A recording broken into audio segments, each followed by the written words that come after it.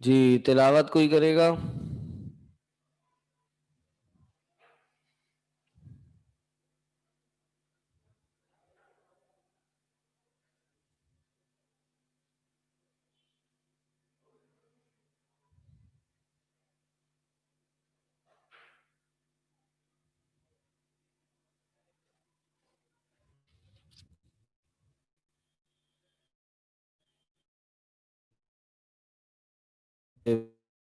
وانی شمیم، یہ میل ہے؟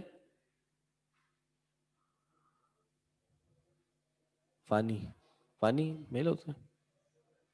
وانی. السلام علیکم سر. چلیں جی، میں نے آپ کا مائک کھولا.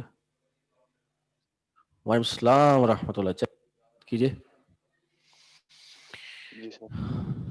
جی سر 19 رکوع ہے نا سر؟ 19 نمبر رکوع.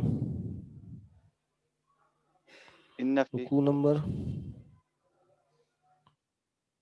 جی وہیں سے بالکل. ان فی خلق السماوات. اعوذ باللہ من الشیطان الرجیم. بسم اللہ الرحمن الرحیم. ان فی خلق السماوات والارض واختلاف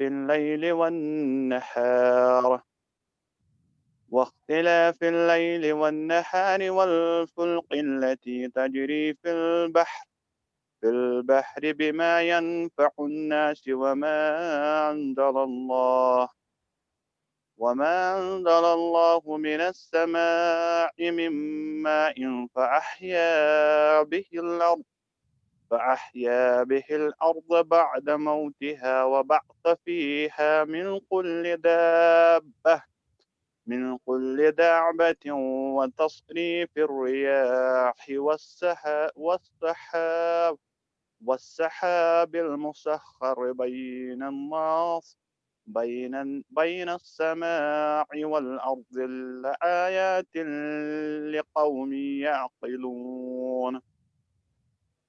ومن الناس من يتخذ من دون الله أندادا يحبونهم كحب الله والذين آمنوا أشد حبا لله ولو يرى الذين ظلموا إذ يرون العذاب أن القوة لله جميعا وأن الله شديد العذاب.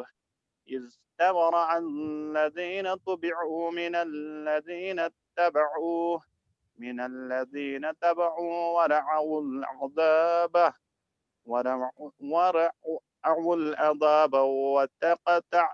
وتقطعت بهم وتقطعت بهم الأسباب.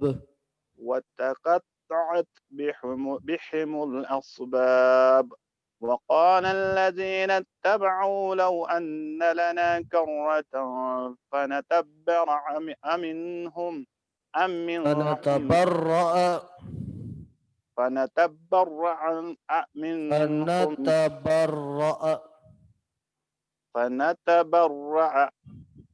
جی فنتبرأ منهم كما تبرأوا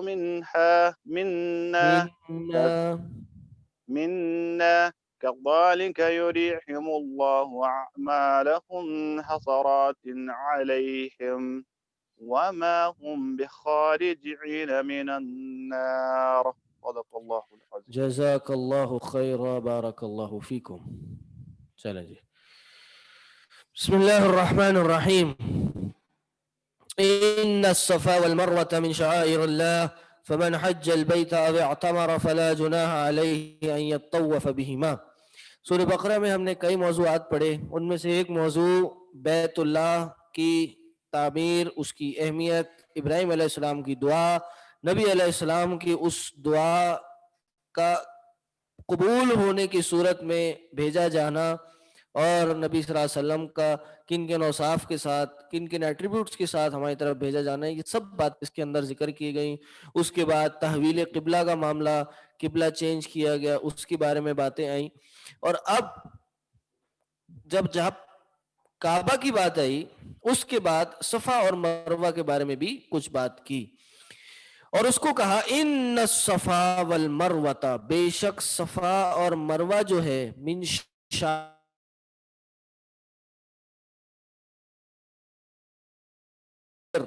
شعائر کیا ہوتے ہیں جی؟ نشانیوں میں سے.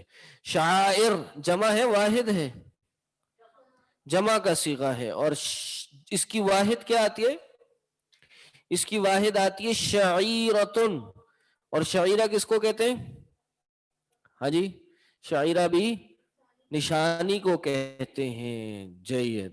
تو کہا کہ جی یہ اللہ کی نشانیوں میں سے ہے، یہ صفا اور مروہ اللہ کی نشانیوں میں سے ہے. سوال آ رہا ہے ہم کہاں سے پڑھ رہے ہیں؟ ہم آیت نمبر 158 158 نمبر آیت سے ہم پڑھ رہے ہیں. ٹھیک، اچھا جی.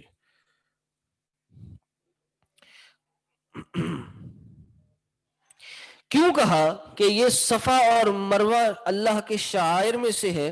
اس کی وجہ یہ ہے کہ مشرکین سعی جب کرتے تھے، سعی کیا ہوتی ہے؟ عمرے پہ جاتے آپ پہلے کعبہ کا طواف کرتے ہیں 7 دفعہ، اور طواف کا ایک ذرا طریقہ ہے، اور ہر طواف پہ آپ استلام کرتے ہیں. استلام کا کیا مطلب ہے؟ کہ آپ جو حجر اسود ہے اس کی طرف ہاتھ اٹھاتے ہیں اور یعنی بوسہ لیا جاتا ہے. اگر آپ ڈائریکٹ بوسہ نہیں لے سکتے تو پھر استلام ہوگا. اور اس کے بعد جب یہ ہو جاتا ہے تو پھر آپ صفا اور مروہ 2 پہاڑیاں ہیں،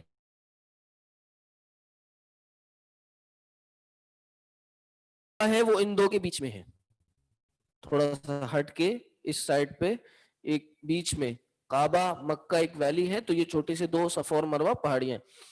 تو ان 2 پہاڑیوں میں ہمارے عمرے کا طریقہ یہ ہے کہ عمرہ کیا جائے، پہلے طواف کیا جائے، طواف کے بعد صفا اور مروہ کی پہاڑیوں پہ جا کر 7 چکر ادھر سے ادھر لگانے ہیں، اور کسی مقام پہ بھاگنا بھی ہے، یعنی تھوڑا سا تیز چلنا ہے. سعی کا مطلب کیا ہوتا ہے؟ کوشش یا پھر دوڑنا، چلنا، تیزی سے چلنا. یعنی ایک ہے مشی، مشا وہ چلا، وسعا اور تیزی سے چلا. ٹھیک، تو یہ آپ اس کے بیچ میں سعی کرنی ہے. اچھا، جب سعی کرنی ہے تو یہ کس نے کی تھی؟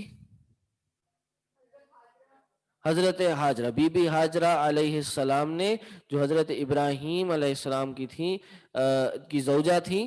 تو ان کی سنت، ان کے طریقے پر چلتے ہوئے آج تک اور آنے والے تمام وقتوں تک اللہ تعالیٰ نے حج اور عمرے میں یہ 2 صفا مروہ کی پہاڑیوں میں دوڑنا مسنون قرار دے دیا. مشرکین مکہ کیا کرتے تھے کہ انہوں نے صفا پر ایک بت اور مروہ پہ بھی ایک بت لگا دیا تھا، اور جب صفا پہ جاتے تو اس بت کو استلام کرتے، اور مروہ پہ جاتے تو ایک اور بت کو استلام کرتے. ٹھیک، اور ان بت کا نام کیا تھا؟ ایک کا نام تھا اسام، اور ایک کا نام کیا تھا؟ نائلہ. ایک کا نام اسام اور ایک کا نام نائلہ، اور وہ دونوں کا بوسہ لیا کرتے تھے یا دونوں کا استلام کیا کرتے تھے. تو صحابی رسول کہتے ہیں کہ جی ہم سمجھے یہ کام امر جاہلیت میں سے ہے، جاہلیت کے کاموں میں سے ہے، اس لیے ہم نے یہ اس لیے ہم اس کو ذرا گھبرا رہے تھے کرتے ہوئے، تو اللہ نے یہ آیت نازل کی ان الصفا والمروہ من شعائر اللہ. اسی طرح کچھ مشرک تھے جو منی میں سعی کرتے تھے، وہ ادھر آ کے نہیں، صفا مروہ کے درمیان نہیں، وہاں جا کے سعی کیا کرتے تھے منی کے اندر، اور یہاں پہ سعی کرنے کو گناہ سمجھا کرتے تھے. تو اللہ نے آیت نازل فرمائی فمن حج البیت او اعتمر، پس من جو بھی حج البیت بیت اللہ کا حج کرے، اوے یہ اصل میں او ہے، اصل میں اوے جو ہے نا، اوے یہ الگ ہے، اعتمر الگ ہے، اور یہ اوے ہے یہ اصل میں او تھا، لیکن چونکہ آگے الف ہے، یعنی ساکن ہے الف، تو اس کی وجہ سے یہ بھی ساکن تھا، تو جب دو ساکن مل جاتے ہیں تو پیچھے والے ساکن کو کسرہ دے دیتے ہیں، یعنی زیر آ جاتی ہے اس پہ. ٹھیک ہے، تو یہ اویع تامارا ہو گیا. فمن حج البیت اویع تامارا، یا جو کوئی عمرہ کرے، اصل میں تو یہ ماضی کے صیغے ہیں کہ جس نے حج کیا یا جس نے عمرہ کیا. لیکن یہاں ظاہر ہے مستقبل کا معنی بھی ہے، ماضی میں مستقبل کا معنی بھی ہوتا ہے. پر جو بھی حج کرے یا عمرہ کرے، فلا جناح، پس لا نہیں، جناح کوئی گناہ، علیہ اس پر، کس پر؟ عمرہ کرنے والے، حج کرنے والے پر کیا نہیں ہے؟ کوئی گناہ نہیں ہے. ان یطوف بہما، یہ کہ ان دونوں کے درمیان طواف کرے. طواف کا مطلب بھی چلنا ہوتا ہے. ٹھیک ہے، یعنی ان یطوف بہما، طواف کرے. طواف کا عربی لفظ کیا ہے؟ اصل میں طواف کا لفظ آتا ہے طاف یطوف. طواف، طواف جس کو بولتے ہیں وہ آتا ہے طاف یطوف، طواف. یہ کیا ہے؟ یطوف، اصل میں اس میں کچھ حروف زائد ہیں. ٹھیک، طواف میں ایک تو ہے یا دو ہیں، ادھر ایک واو ہے یا دو واو ہیں. تو یہ عربی کا ایک قاعدہ ہے، جب بھی کسی عربی کے لفظ میں اس کے مادے میں ایک یا دو حرف تاکید کا معنی آ جاتا ہے، کس چیز کا؟ ایمفسس آ جاتا ہے، معنی میں مبالغہ ہو جاتا ہے. مبالغہ تو نہیں کہیں گے، معنی میں تاکید آ جاتی ہے. ٹھیک، یعنی خوب طواف کرنا، یعنی یطوفا، کوئی گناہ نہیں ہے کہ ان کا خوب طواف کیا جائے. ٹھیک، یعنی زیادہ سے زیادہ اس کا کیا جائے. جیسے عربی میں کاٹنے کو کیا بولا جاتا ہے؟ کاٹنا، جی کوئی بتائے گا آن لائن؟ اللہ اکبر، آئے گا ابھی، یہ مسئلہ بھی آ گیا ہے. جی، قطع، قطع، انہوں نے کاٹا. جیسے اردو میں ہم بولتے ہیں کاٹا، عربی میں بھی قطع. ٹھیک، عربی کا لفظ ہے قطع، کاٹنا، اور ایک لفظ ہے قطع، اس کا کیا مطلب ہے؟ ٹکڑے ٹکڑے کرنا، ٹکڑے ٹکڑے کرنا، یہ عربی ہے. قطع سے قطع ہو گیا، ٹکڑوں میں کاٹنا. اسی طرح عربی میں آتا ہے قاتل، اس نے قتل کیا. ایک ہے قتل، ٹکڑے ٹکڑے کر کے قتل کیا. تو یہ عربی کا اسلوب ہے، اور ایسا اسلوب شاید ہی کسی زبان میں ہو. اللہ اکبر. قرآن میں ہے نا کہ جو لوگ فساد فی الارض کرتے ہیں تو ان کے ساتھ کیا کیا جائے؟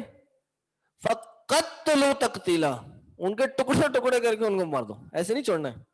دیکھیں قرآن کا یہ عام بندے کو نہیں سمجھ آ سکتی، جو عربی گرامر پڑھے گا نا، نحو صرف پڑھے گا، اسی کو سمجھ آئے گی. اللہ اکبر، عربی میں بہت وسعت ہے. جی بالکل. مشرکین منا میں جا کے طواف کرتے تھے، صفا مروہ کا طواف نہیں کرتے تھے. تو صحابہ سمجھے کہ شاید اس کا طواف کرنا صحیح نہیں ہے، یا جو کرتے تھے وہ انہوں نے بت رکھ دینے کا، یہ جاہلیت کے معاملوں میں سے تھے. تو پھر یہ اللہ نے آیت نازل کی، ان الصفا والمروۃ من شعائر اللہ فمن حج البیت واعتمر فلا جناح علیہ ان یطوف بہما، کہ کوئی گناہ نہیں ہے وہ ان کا طواف کیا جائے. صفا مروہ، صفا مروہ، ٹھیک، صفا مروہ کی بات ہو رہی ہے. اچھا، اس ظاہر سے، قرآن کی اس آیت کی ظاہر سے یہ تو محسوس ہو رہا ہے کہ اگر کوئی طواف نہ بھی کرے تو چل جائے گا نا کام، کہ کوئی گناہ نہیں ہے کہ وہ طواف کرے، یعنی کہ اگر نہ بھی کرے تب بھی کوئی مسئلہ نہیں ہوگا. یہی سوال ایک صحابی رسول عروہ بن زبیر رضی اللہ عنہ کے ذہن میں آیا. تو وہ اماں عائشہ کے پاس گئے اور کہا کہ جی اس کا تو مطلب یہ واضح ہو رہا ہے کہ جی اگر کوئی طواف نہ کرے تب بھی کوئی مسئلہ نہیں ہے.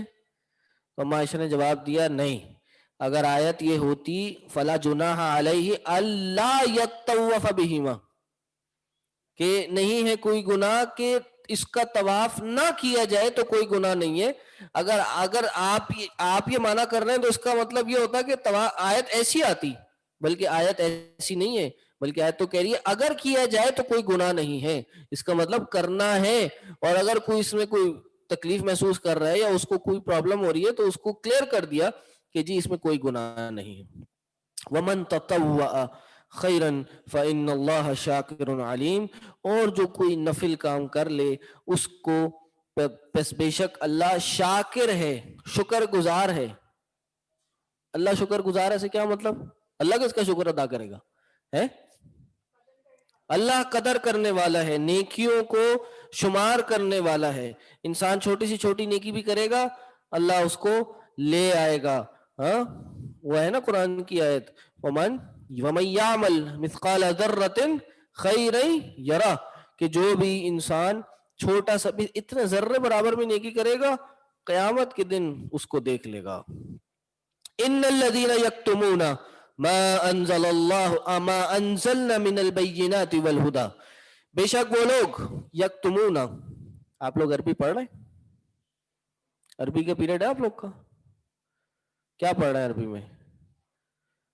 عدیل پڑھا رہے ہیں نا آپ کو شیخ عدیل؟ ہاں صحیح۔ ان الذین یکتمون، بے شک وہ لوگ یکتمون، یہ یکتمون کاتما سے نکلا ہے، کس سے؟ کاتما، کاتما کا مطلب کیا ہوتا ہے؟ چھپانا۔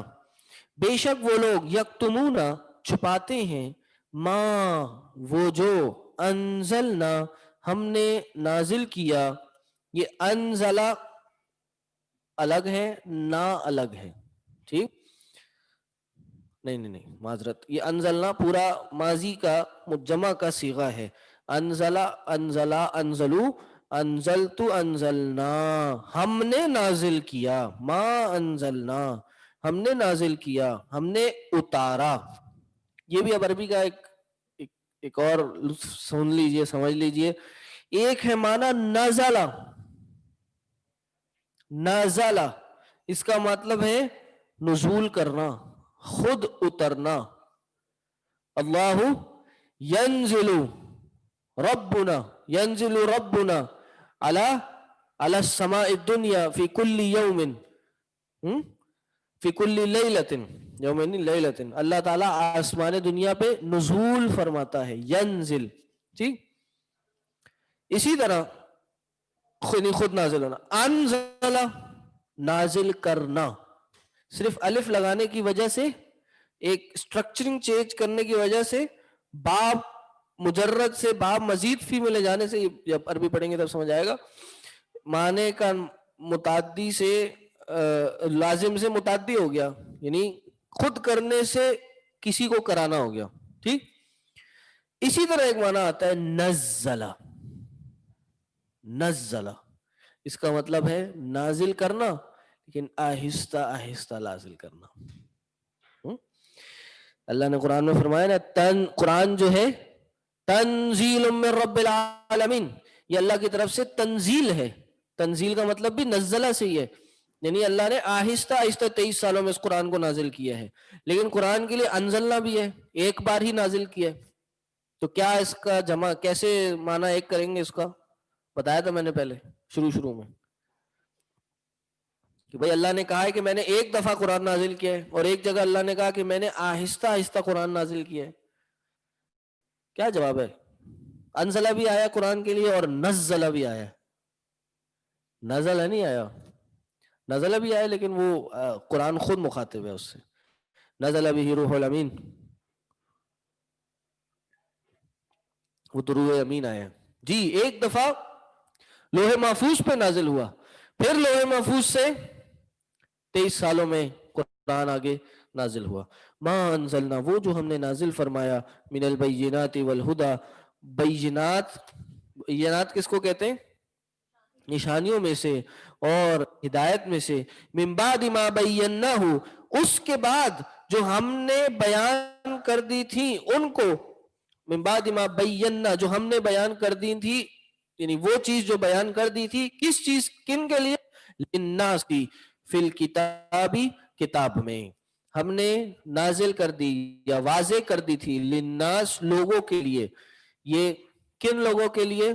اس سے مراد علماء یہود ہیں کہ اللہ نے ان کو ہدایت اور واضح نشانیاں، واضح دلائل، براہین، تمام ایویڈنسز، تمام پروف خدا کے اور صحیح نبی ہونے کے ہم نے علماء یہود کو بتا دیے تھے. فی الکتابی، تورات میں سب کچھ ہم نے بتا دیا. لیکن اگر کوئی یہ سب بات چیت جاننے کے بعد یکتمون، کتمان علم کرتا ہے، حق کو چھپاتا ہے، بات چیت کو چھپاتا ہے، اولئک یلعنہم اللہ، وہی لوگ ہیں جن پہ اللہ کی لعنت ہے، ویلعنہم اللاعنون، اور لعنت کرنے والوں کی لعنت ہے.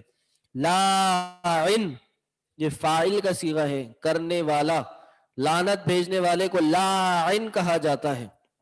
تو تمام کے تمام لاعنون، تمام کے تمام جو لعنت کرنے والے ہیں، ان کی لعنت بھی ان پہ ہے کہ جو حق واضح ہونے کے باوجود لوگوں کو چھپاتے ہیں، ظاہر ہے اپنی دنیاوی غرض کی خاطر. تو لعنت کرنے والوں میں کون کون شامل ہیں؟ تمام مومنین، جن، انس، فرشتے، سب کی لعنت ان پہ ہوگی. کن پر؟ جو حق کو جھٹلاتے، حق کو چھپاتے ہیں. ان میں علماء یہود تو ہیں ہی ہیں، لیکن آج کل کے دور کے، آج کل کے علماء بھی ہیں کہ جن کو حق پتہ ہے، جن کو صحیح باتیں پتہ ہیں، لیکن بس فرقہ پرستی کے لیے، اپنے بزرگوں کی، ائمہ کی، پیشواہوں کی باتوں کو ماننے کے لیے، آگے یہی آیت آ رہی ہے کہ ان کی باتوں کو پکا رکھ کے سمجھ کے آگے پہنچانے کے لیے وہ حق کو چھپا دیتے ہیں. حق واضح ہوتا ہے لیکن حق کو چھپا دیتے ہیں. اکبر. جناب ابو ہریرہ کون تھے؟ صحابی رسول تھے. کتنی حدیثیں انہوں نے نقل کی؟ ہزاروں کی تعداد میں. یہ کہتے ان الذین یکتمون ما انزلنا، بے شک وہ لوگ جو چھپاتے ہیں اس چیز کو جو ہم نے نازل کی. ابو ہریرہ کہتے ہیں اگر یہ آیت نہیں ہوتی تو پھر میں ایک بھی حدیث نہ سناتا، یا شاید اتنی حدیثیں جو میں نے سنائی ہیں میں نہ سناتا، کیونکہ حدیثیں سنانے میں ایک بہت بڑا رسک ہے. کیا؟ غلط حدیث نہ سنا دے. اس لیے ابو بکر رضی اللہ عنہ حدیثیں اتنی نہیں سناتے، حالانکہ سب سے افضل ترین صحابی ہیں، علم ان کا بے تحاشا تھا، لیکن پھر بھی حدیثیں نہیں نقل کی انہوں نے اتنی. بہرحال دیگر صحابہ نے کر دی اور یہی فرض کفایہ ادا ہو گیا. اولئک یلعنہم اللہ ویلعنہم اللاعنون. یعنی آپ صحابی کا عقیدہ دیکھیے کہ یہاں بات کس کی ہو رہی ہے؟ ما انزلنا، جو ہم نے نازل کیا. تو ان کا عقیدہ کیا ہے کہ اللہ کے نبی صلی اللہ علیہ وسلم کی احادیث بھی منزل من اللہ ہیں، آسمان سے ہی نازل ہوئی ہیں، یعنی وہ باتیں بھی نبی علیہ السلام نے خود اپنے پاس سے نہیں کہی ہیں، وہ بھی اللہ نے ہی ان کے دل میں اتاری ہیں. اللہ اکبر. الا الذین تابوا، سوائے ان کے کہ جنہوں نے توبہ کی، یعنی ان پہ ظاہر لعنت نہیں ہوگی، سوائے ان کے جو توبہ کر لی، یعنی جو لوگ کر لی، جو علماء یہود تھے جو مسلمان ہو گئے.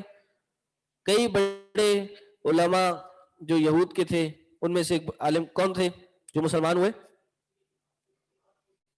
جی،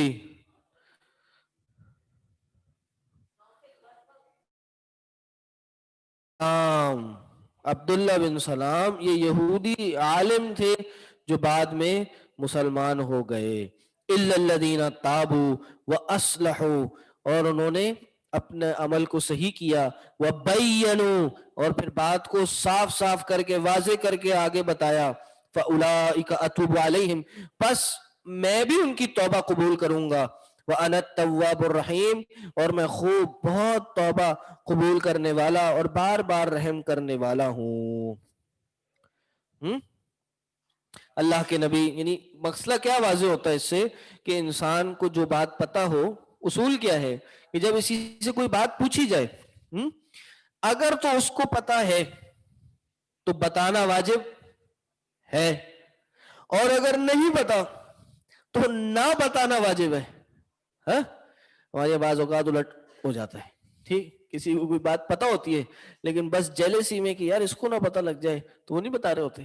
اور کبھی کبھار نہیں پتا ہوتی, میں بتاتا ہوں, مجھ سے پوچھے, میری رائے ہے یہ, میرے نظر میں یہ قرآن کی ہے. نہیں, صحابہ کہتے ہیں, عبداللہ بن مسعود کا غالباً قول ہے, کہتے ہیں آدھا علم یہ ہے کہ انسان کہے کہ مجھے نہیں پتا.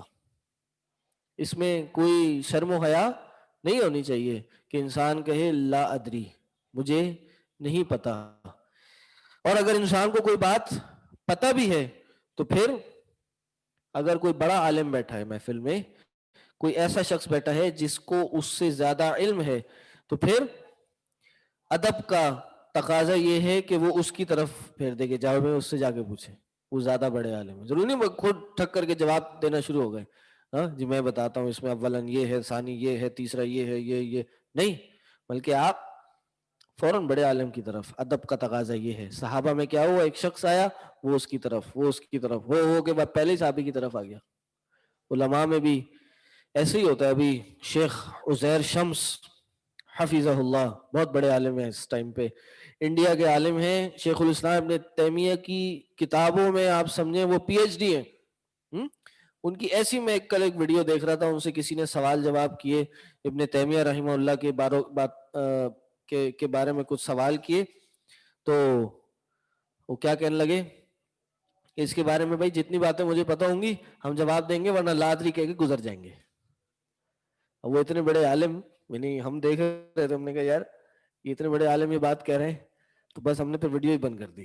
ابھی تھوڑا سا تھوڑا ہمیں بھی احساس کمتری ہو گیا کہ مطلب یہ علماء ہوتے ہیں. صحیح, کئی محفل میں ہم نے دیکھا کہ کسی 2-4 علماء بیٹھے ہیں, کوئی کسی سے آ کے سوال کر رہے ہیں تو وہ جواب ہی نہیں دیتے, دوسروں کی طرف بھیجتے ہیں, جائیں ان سے جا کے پوچھیں, بھائی شیخ بیٹھے ہیں ان سے پوچھیں.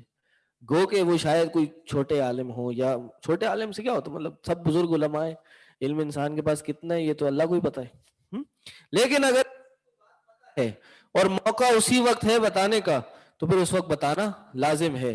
اللہ کے نبی صلی اللہ علیہ وسلم نے فرمایا, من سئل عن علم علمہ, کسی کو کسی بارے میں اگر پوچھا جائے جو اس کو پتا ہو, ثم کتمہ, اور پھر وہ اس کو چھپا دے, بیان نہ کرے, الجم یوم القیامت بلجام من النار, قیامت کے دن اس کو قیامت کی لجام پہنائی جائے گی. قیامت کی لجام کیا ہوتی ہے, ہاں یہ تو نہیں لجام, گھوڑے کی لجام ہوتی ہے, اس سے اس کو کھینچا جاتا ہے, تو وہ اس کے گلے میں ڈالی جائے گی. اللہ اکبر. اس لیے انسان کو اگر کوئی بات پتا ہو اور ضرورت ہو اس وقت کو بتانے کی تو بتانی چاہیے, لیکن یہ بھی ضروری نہیں ہر بات ہر وقت ہی بتا دی جائے. ہاں, حکمت کے لیے بعض اوقات حق کو چھپانا بھی جائز ہوتا ہے. جناب علی رضی اللہ عنہ فرماتے ہیں, ترمذی کی حدیث, ترمذی میں روایت ہے, حدث الناس بما یفہمون, لوگوں کو وہ باتیں بتائیے جو وہ جانتے ہیں سمجھتے ہیں, لوگوں کو وہ باتیں بتائیں جو وہ سمجھتے ہیں. اتریدون ان یکذب اللہ, اترید ان یکذب اللہ ورسول, کیا آپ یہ ارادہ کرتے ہیں کہ وہ اللہ رسول کو جھٹلا دیں؟ وہی لوگوں کو وہی باتیں بتائیں جو ان کے مینٹل لیول پہ آتی ہیں. اب آپ ایک عام لوگوں کو بہت زیادہ فلسافیکل منطق بیان یہ چیزیں پڑھائیں گے, نہیں سمجھ آئیں گی. ٹھیک, اسی طرح آپ عام لوگوں کو قرآن آپ نے جی بڑا پڑھ لیا, عربی گرامر بہت اچھی آ گئی آپ کو, اب آپ قرآن پڑھانے تو بیٹھے ہیں لیکن آپ بس عربی گرامر کی باتیں کر رہے ہیں, سامنے تو کسی کو کوئی سمجھ نہیں آئے گا. یا آپ کسی کو درس دے رہے ہیں یا کوئی خطبہ ہے یا کسی کی عام گھر میں کوئی اس طرح کی چیز ہے, کوئی قرآن کی تو آپ نے وہ باتیں کرنا شروع کر دی. نہیں, اس سے لوگ کہیں گے یار اچھا ہوا ہم نے قرآن نہیں پڑھا, اتنا مشکل ہے قرآن پڑھنا.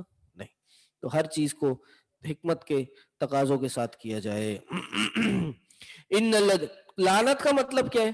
لعنت کا مطلب ہے الطرد من الرحمہ, البعد من الرحمہ, کہ رحمت سے دور ہو جانا, اللہ کی رحمت سے دور ہونا. نہیں, اللہ کی لعنت کا مطلب کیا ہے؟ اللہ کا اپنے بندے کو اپنی رحمت سے دور کر دینا, اور دنیا میں جو فضل اور اللہ جو کرم کر رہے ہیں, نعمتیں کر رہے ہیں, وہ بھی ختم کر دے.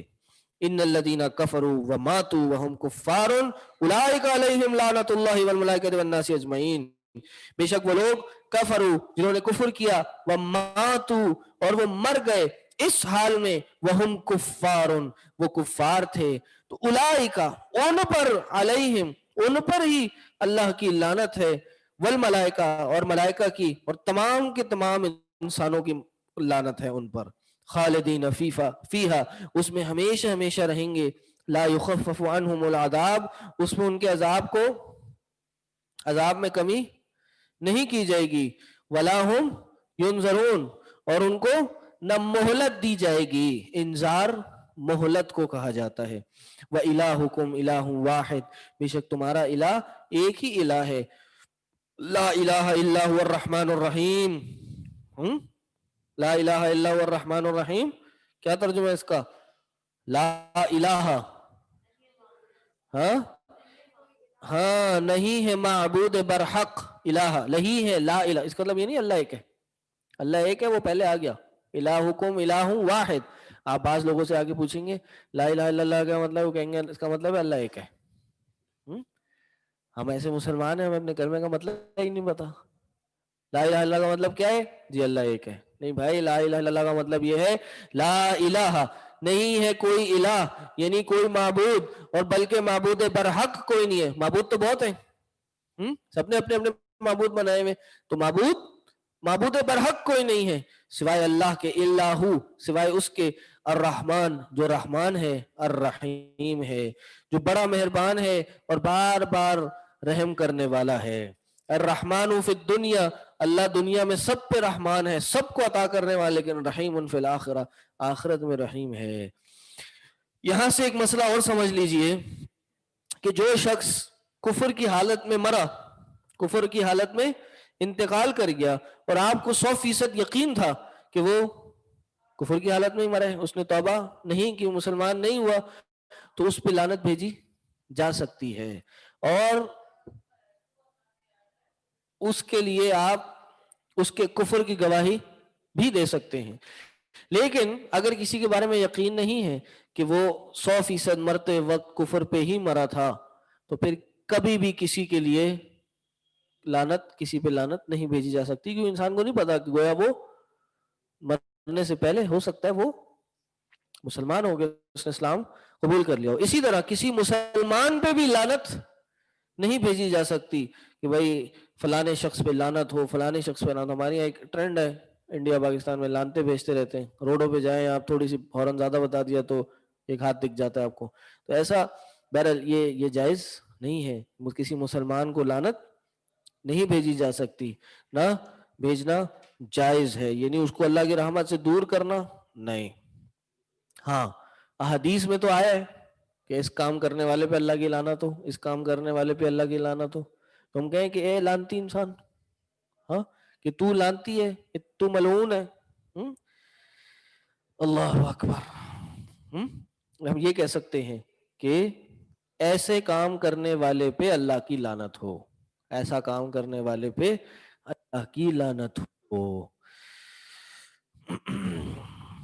کہاں گئی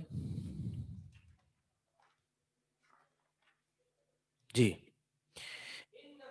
ان فی خلق السماوات والارض واختلاف اللیل والنہار بے شک آسمانوں کے اور زمین کے پیدا کرنے میں، واختلاف اللیل اب یہاں اللہ کا بیش 7 اپنی نشانیاں جو بڑی بڑی نشانیاں ہیں اس کے بارے میں بتا رہے ہیں کہ بے شک آسمانوں زمینوں کے پیدا کرنے میں، واختلاف اللیل والنہار اور زمین دن اور رات کو پھیرنے میں، والفلک التی تجری فی البحر بما ينفع الناس اور اس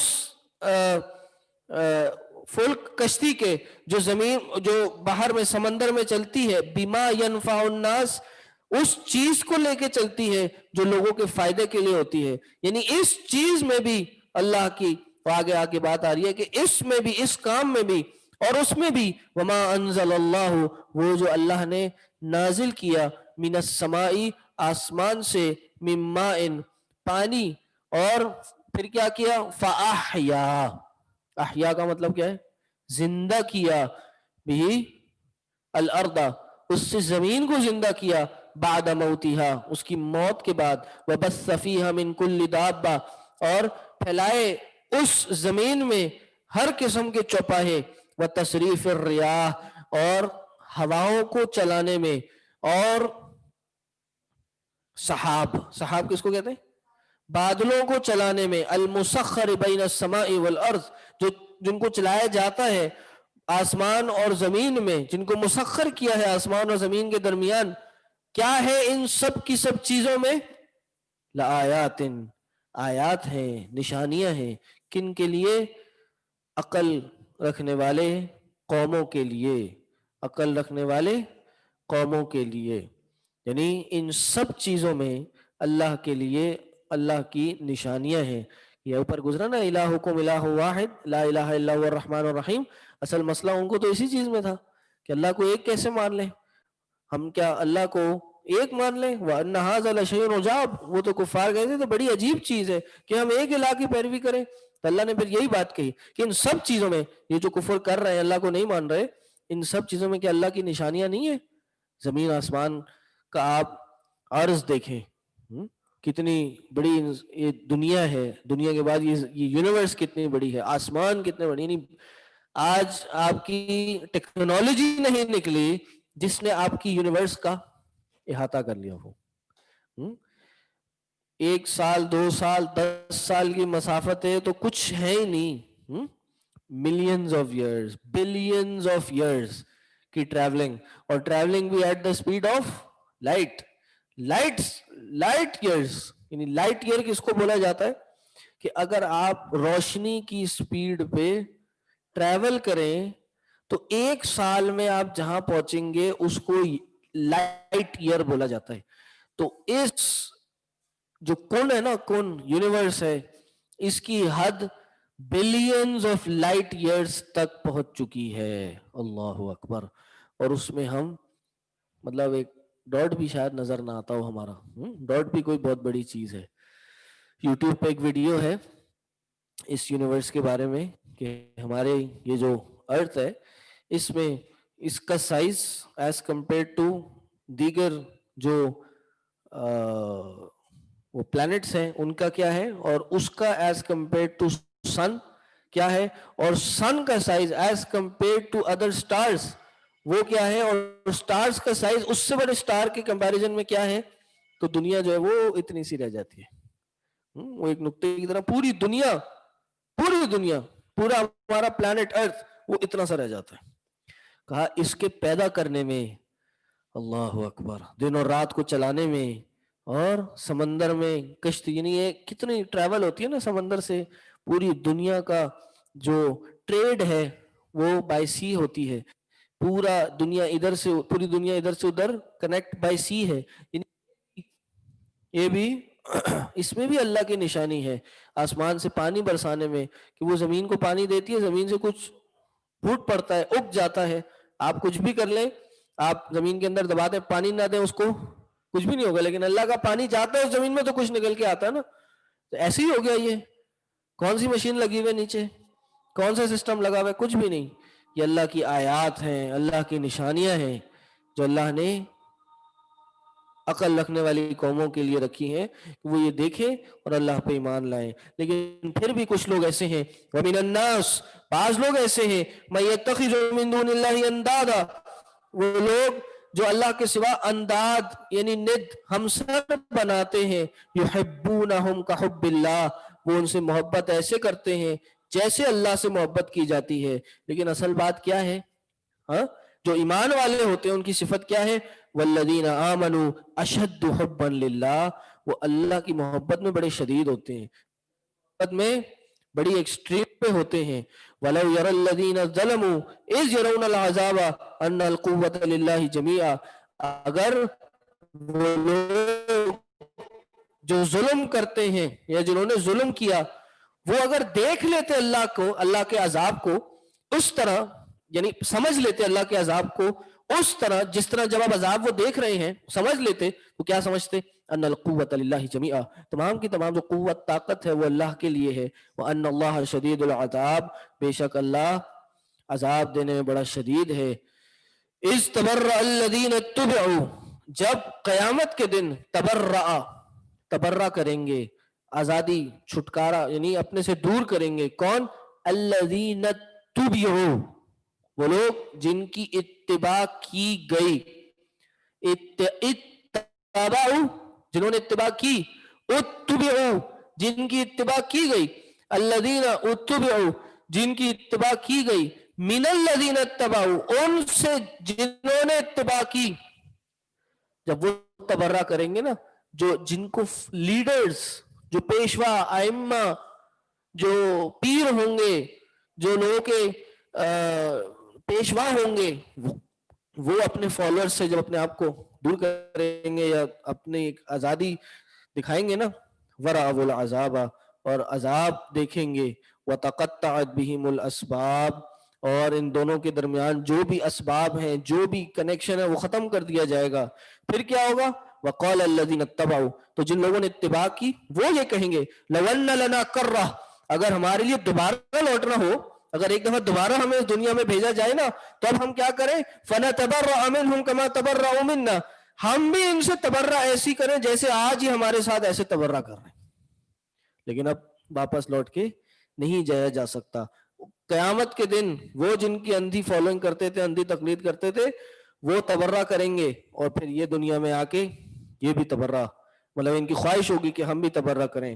كَذَلِكَ يُرِيهُمُ اللَّهُ أَعْمَالَهُمْ اسی طرح ہم ان کو ان کے اعمال دکھاتے ہیں، حسرات علیہم رہے ہوتے ہیں، وما هم بخارجین من النار اور وہ آگ سے نکلنے والے نہیں ہیں.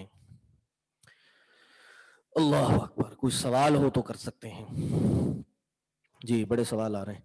نکہت ہاشمی صاحبہ کی تفسیر ٹرانسلیشن کیا صحیح ہے؟ جی مجھے نہیں پتا ان کی ٹرانسلیشن انہوں نے خود کی ہے یا کسی کو فالو کرتی ہیں، بہرحال بہت امید ہے وہ صحیح ہوگی انشاءاللہ. تبرہ کیا ہوتا ہے؟ تبرہ کا انگلش میں کیا کہیں گے بھائی؟ کوئی ہیلپ کرے. تبرہ کا صحیح ورڈ کیا ہے جی؟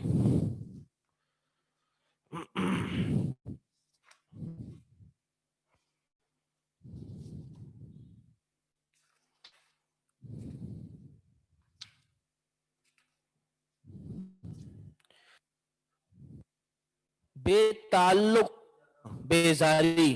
جید. بیزاری یا لا تعلقی شو کریں گے کہ ہمارا ان سے کوئی تعلق نہیں ہے. ٹھیک ہے.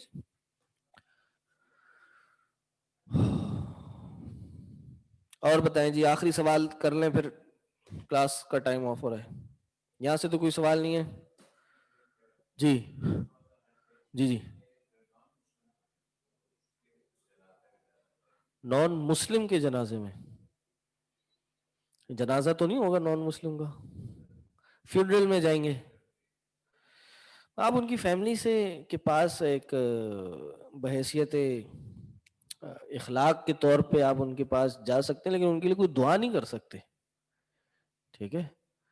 آپ یعنی جس کو کہتے ہیں نا افسوس کرنے آپ جا سکتے ہیں، لیکن اس کی شرعی تو ظاہر کوئی حیثیت نہیں ہے، اور دعا کے لیے آپ نہیں جا سکتے. اور افسوس تو سب سے بڑا یہ ہونا چاہیے کہ وہ کافر مر گیا، اس دنیا سے چلا گیا. مشرک کے جنازے میں نہیں جا سکتے؟ نہیں، مشرک کے جنازے میں نہیں جا سکتے.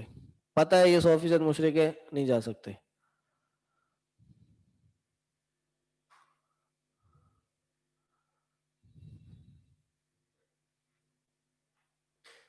عروہ بن زبیر تابعی تھے. جی جی.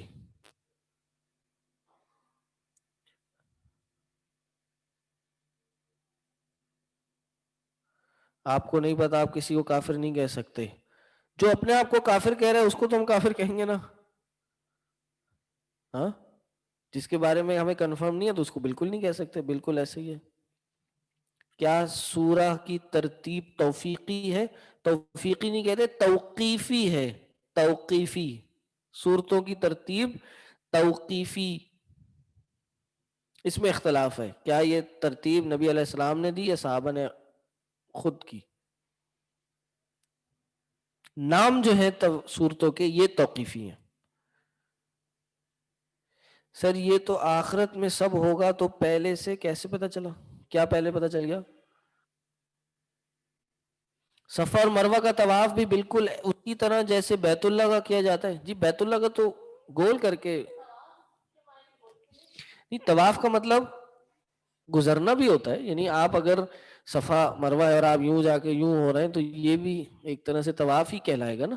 ٹھیک ہے، لیکن طواف جو ہے وہ اس کا معنی یعنی دونوں کے لیے استعمال ہوتا ہے.